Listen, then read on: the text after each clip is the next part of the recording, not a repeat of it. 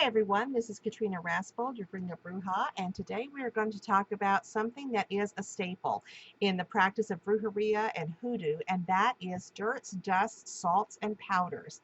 These are handmade products. It's very rarely that you're going to find these particular products that are mass produced, and sometimes you will, but the quality tends to deteriorate. And really, these are all very simple to make. We do sell them in my shop that are handmade, but you certainly don't have to buy them from me to get a quality product. There are recipes and procedures for these all over the whole World Wide Web.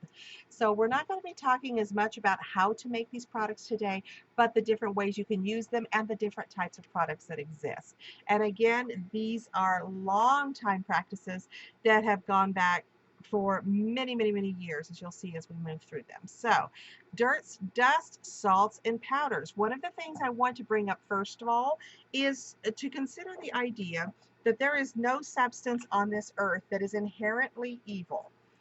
Substances are neutral, just like energy is neutral, just like the electricity in your home is neutral.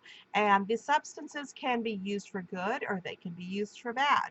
And it is actually the intention of the practitioner that determines whether a magical work will be baneful or will be helpful or kind.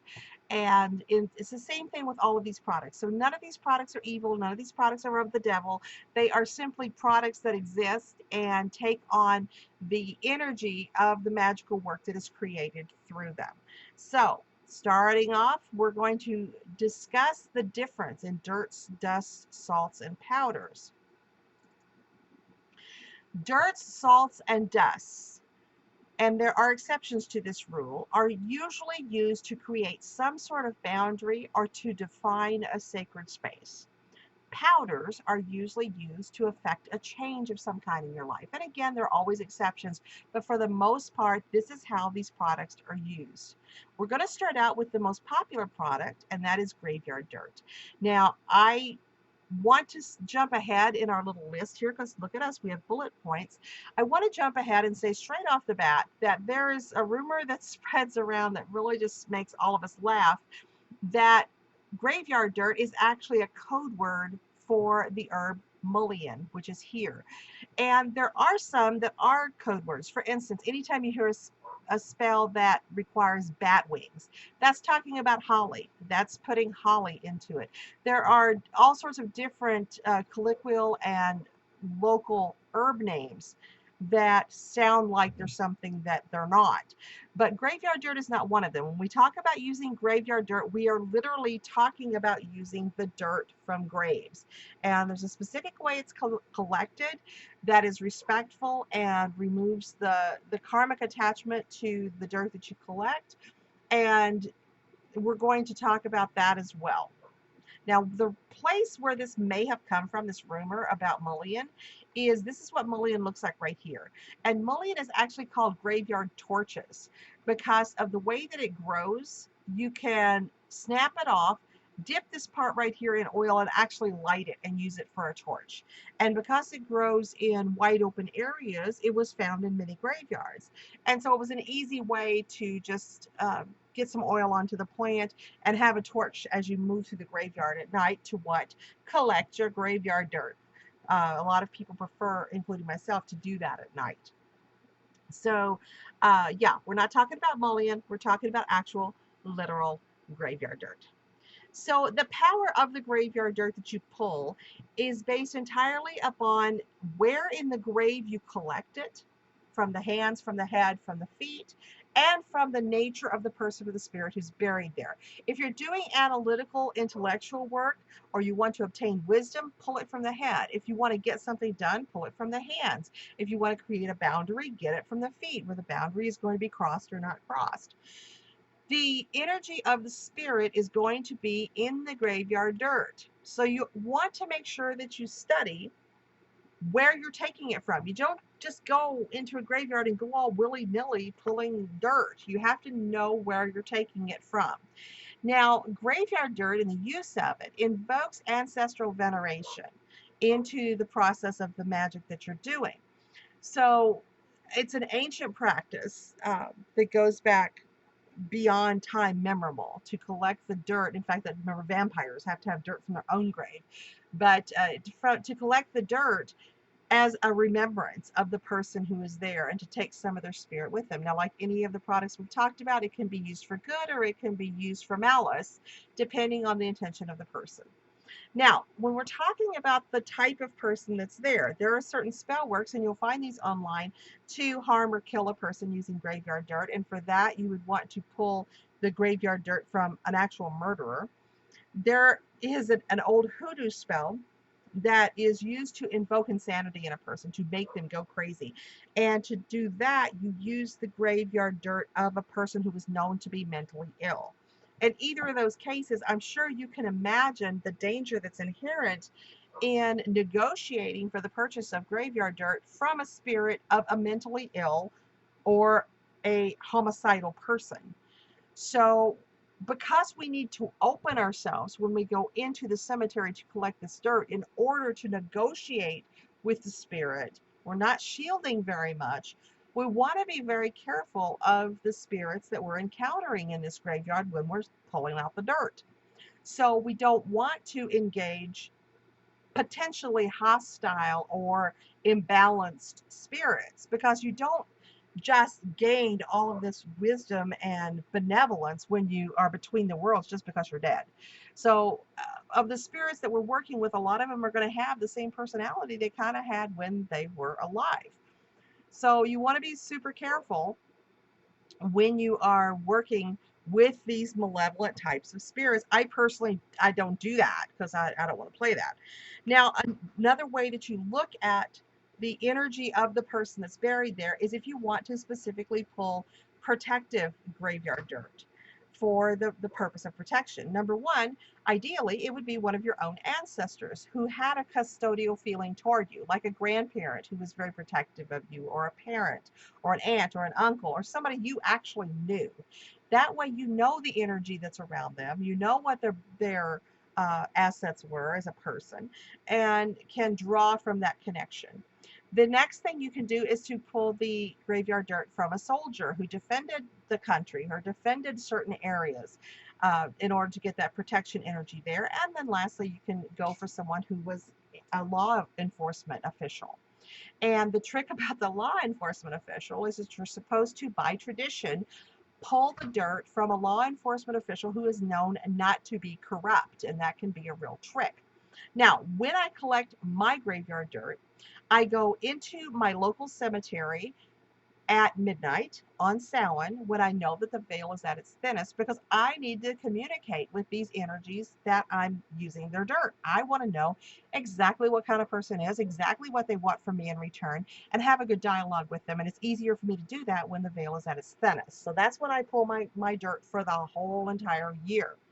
And what I will do is go into the cemetery after asking permission to enter, and I will ask, okay, who wants to play this year? Now, I've been pulling from this particular cemetery for, let me count, 13 years now. And they're always very kind to me. They don't like me there after dark. This is the only, or anybody really there after dark. This is the only time they really are tolerant of me coming in after dark and don't make me feel like I'm not welcome there. During the daytime, it's game on. They love having visitors during the daytime. But after dark, they're done. They want you out of there. But they will be tolerant with me at midnight on Samhain when I go in, October 31st. So I go in, I say, who wants to play? And these orbs come up over the graves where I can take where it's safe for me to take the dirt, and where they don't mind if I take the dirt. And so here I go with my little Walmart bags and my trowel that's been blessed and consecrated, and go over to the graveyard dirts, negotiate with the people a little bit, talk to them, and then start digging. And they will absolutely tell me where to take it from in the grave, how much to take, and when they are just completely done.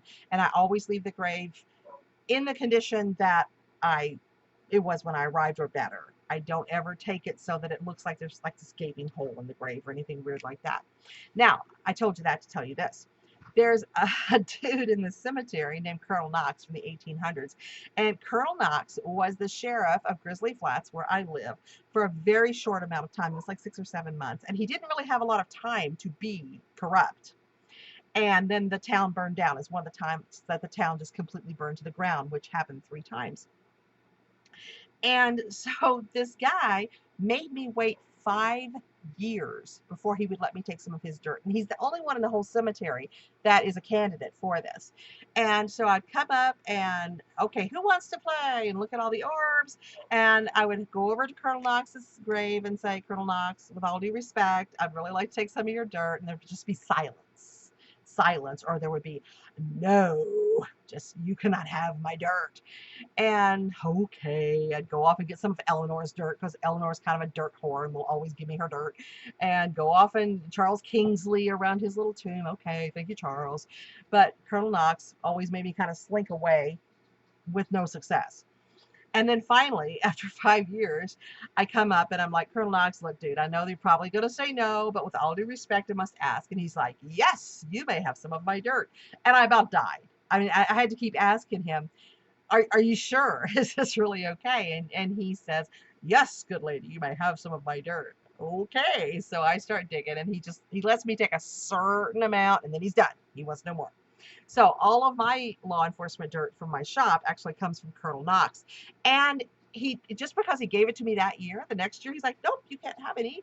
And it just kind of year to year. Sometimes he's down with it and sometimes he's not. And so you've got to really communicate and talk to your participants to make sure that they're cool with you taking the dirt. And graveyard dirt always has to be purchased. And that's one of the primary things you want to ask if you're not collecting the graveyard dirt yourself. If you're buying it from somebody, you always want to say, is this graveyard dirt bought and paid for? And the only answer that's acceptable is yes, it is, and I paid this.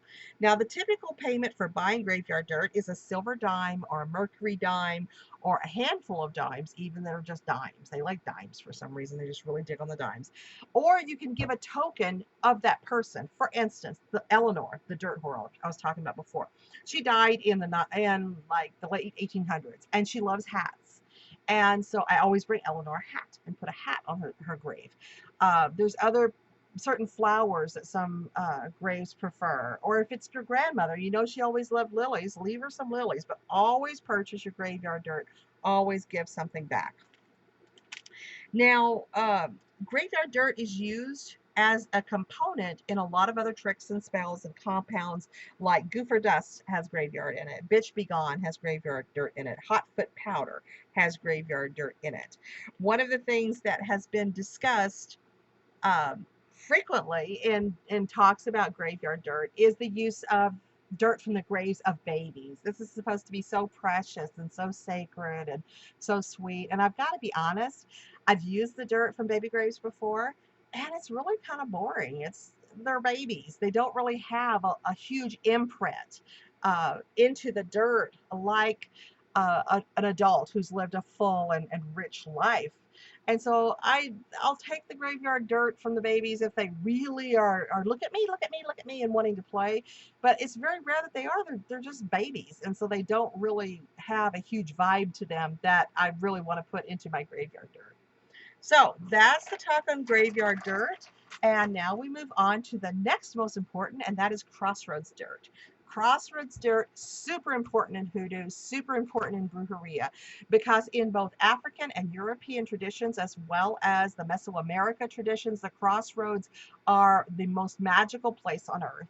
Anytime you're at a crossroads, you are everywhere and nowhere at the same time. From a crossroads, you can get anywhere, and that's why they are such a magical portal. And there are many different entities that are assigned to the crossroads depending on the tradition in which you're working. So you've got Papa Legba, you've got Pambahira, Hecate, all of these guardians of the crossroads. And you have to have a strong guardian of the crossroads because it is a portal to anywhere. Crossroads dirt is your portable crossroads, because when you live in places like downtown Sacramento or downtown Houston, or even just a normal urban area that's not a huge metropolis, it can be really tough to find a crossroads to do your magical work.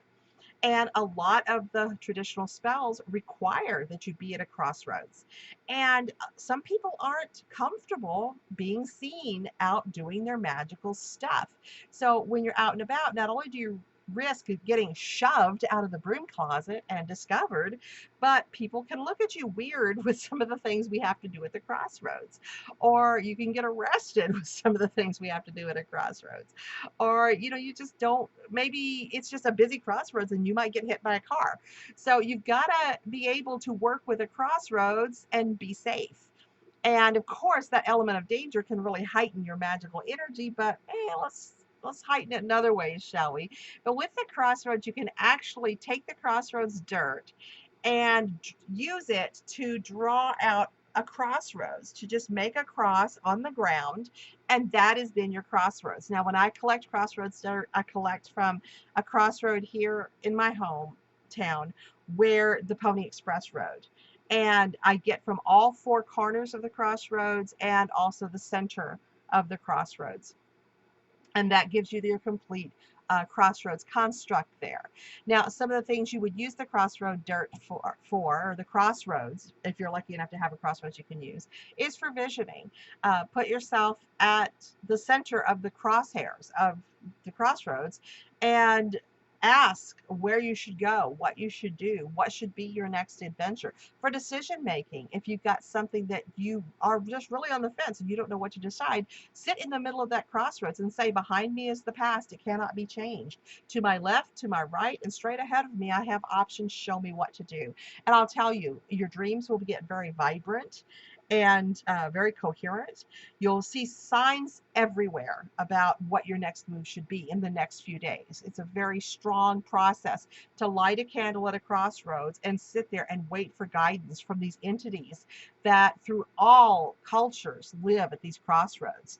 Offerings are sometimes made at the crossroads. If you take a disposal, like if you take a sacred bath, you're supposed to take a cup of your water, step backwards out of the tub, go to a crossroads, and toss it over your shoulder to finalize that magical act. Well, if you do that in downtown Vegas, it's going to be a little bit weird.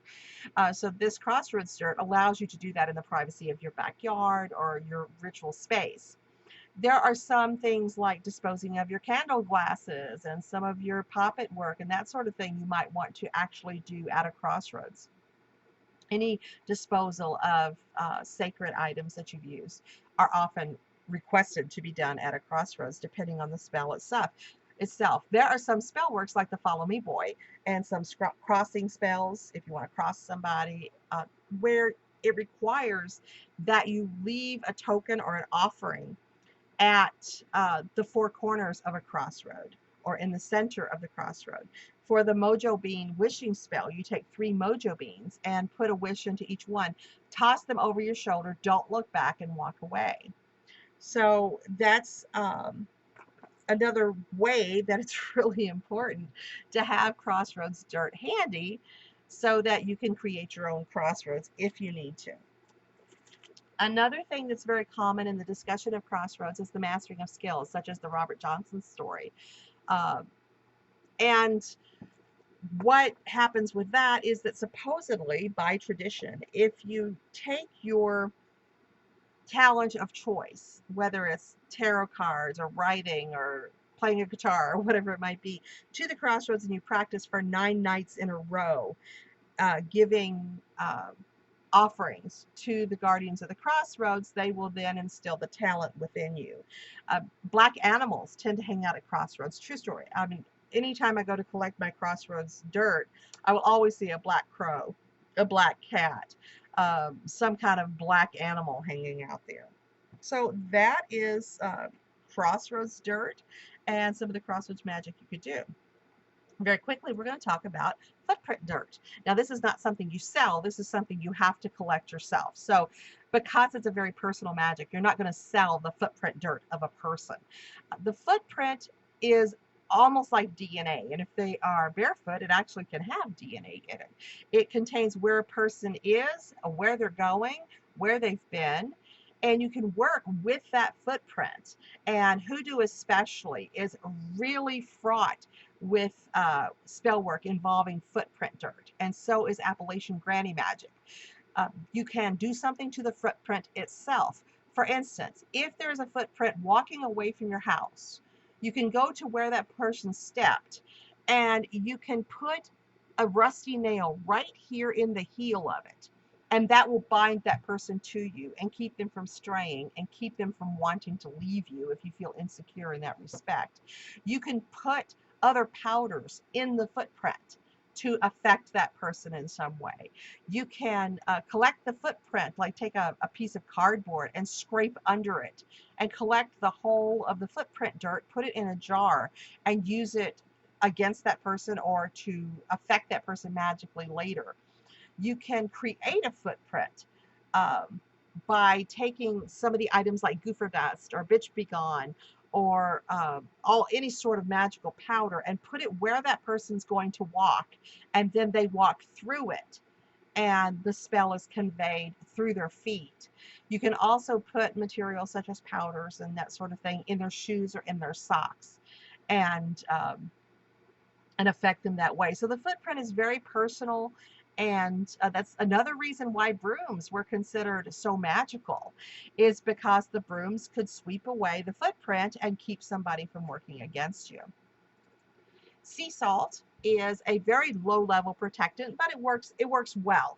Now, when we're talking about protection, I often say don't bring a gun to a knife fight. I mean, make sure you're starting at your lowest level of protection and working up. It's like medicine. You want to start off with a lower dose and increase if you need to. And sea salt is really the most basic protection that you can get. When a place that is considered to be evil is torn down, they will sometimes salt the earth to purify it. And that purification process is very inherent to salt, especially sea salt. And so if you have an infection, say a cut in your foot is infected, if you soak it in salt water, your tooth is infected, and you swish with salt water, then that helps to purify and cleanse that. You can also pack something in salt to preserve it or immobilize it. So if you have an item, let's say that you got from Peru and you brought it into your house and everything started going really stupid after you brought this one weird little statue in, put the statue into a box of salt, and that will help draw out any negativity that's in the statue, for instance. So anything that you pack in salt will actually preserve and immobilize any negativity that might be moving from it. But it does create low level protection boundaries. So if you want to put it in front of your door, around your porch, around your house, it'll work very well. You can also mix it into floor washes. Some blends of oil, like reversing oil, involve putting sea salt into the oil itself, and it goes into a lot of protective powders that are created, especially within hoodoo and brujeria. Your next step up is black salt.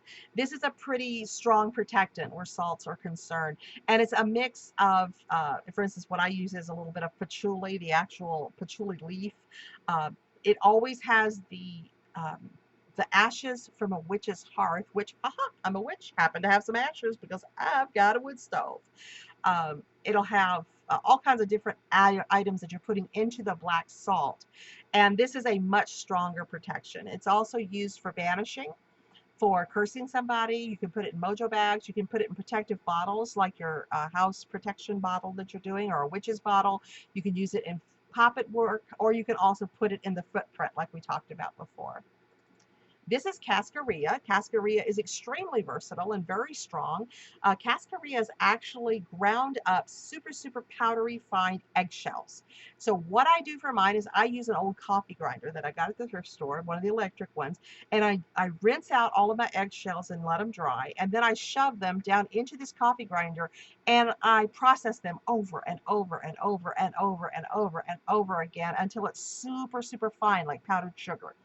And you can use this cascarilla, just dip your finger into it. It's almost like cornstarch. And you can draw a cross on your forehead or any other sacred symbols to anoint yourself. You can use it to draw sigils in your sacred space. In fact, some cultures will actually mix it with water and put it into the little paper cups that ketchup comes in restaurants, and let it dry and use it to make chalk to draw sigils around your sacred space. You can use it like you do the salt to create boundaries. You can put a little bit into the palm of your hand and blow it into the air to bless and consecrate a sacred space. You can put it into your floor washes. You can put it into bath water if you want to purify yourself. And you can even add it to the paint if you're going to be using body paint for your ritual practices. Or if you're going to decorate your sacred space, put some cascarilla into the paint and paint it actually literally onto the walls to add an extra level of protection. And the reason this works is the same reason black chicken feathers work for protection and for creating boundaries? It's because chickens are assholes. Chickens are extremely territorial, and they just flip out if anything comes into their space. And I have had chickens for many, many years. And you know what? I feed these, of course, feed the chickens every single day. You would think they would go, oh, look who's here. It's our feeding person. No, black, black, black, black, there's somebody here. Oh my God, black, black, black. Chickens are assholes.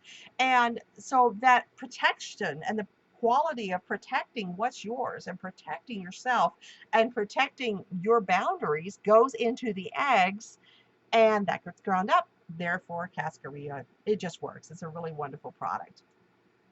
Next, we're going to go back to one that most everybody knows, especially thanks to the movie The Skeleton Key, and that's red brick dust.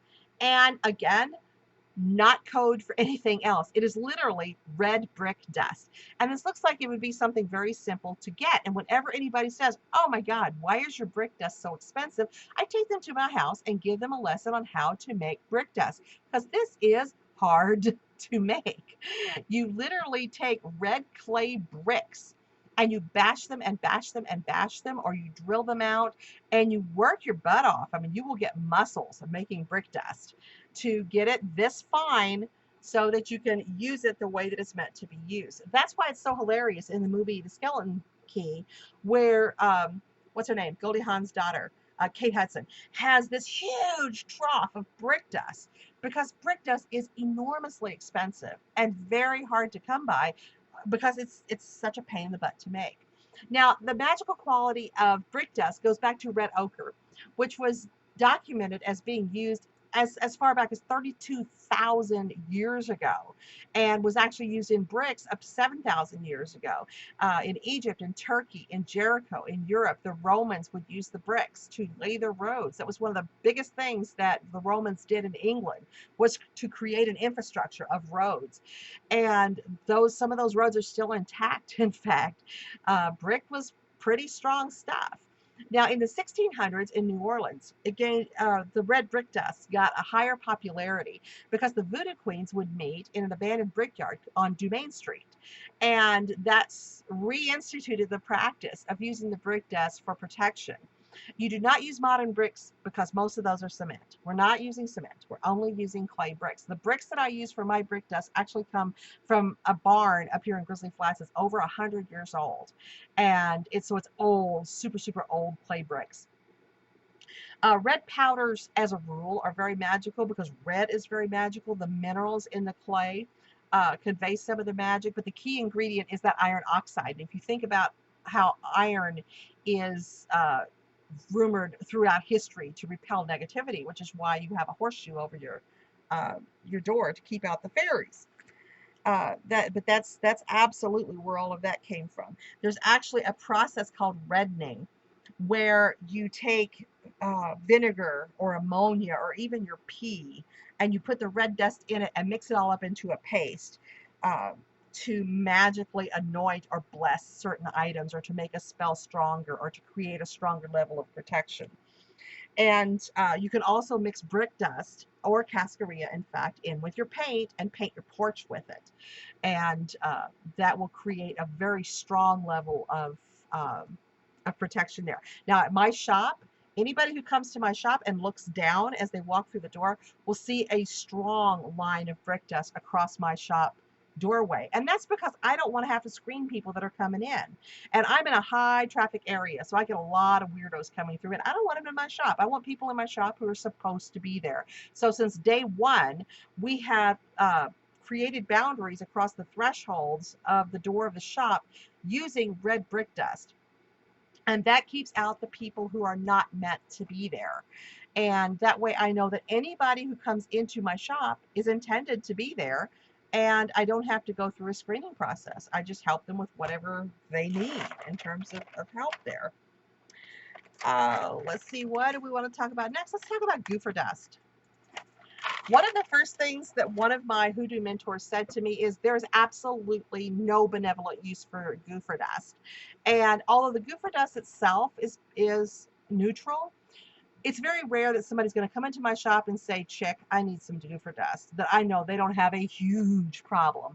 And when I talked about not bringing a gun to a knife fight, this is your highest level of protection. So we had the sea salt, we had the black salt, the cascarilla, the red brick dust is the next big step up, but then the goofer dust is super aggressive, really aggressive stuff. I hate when I have to make goofer dust because it's just going to permeate everything, and it has a very aggressive and instigating kind of nature.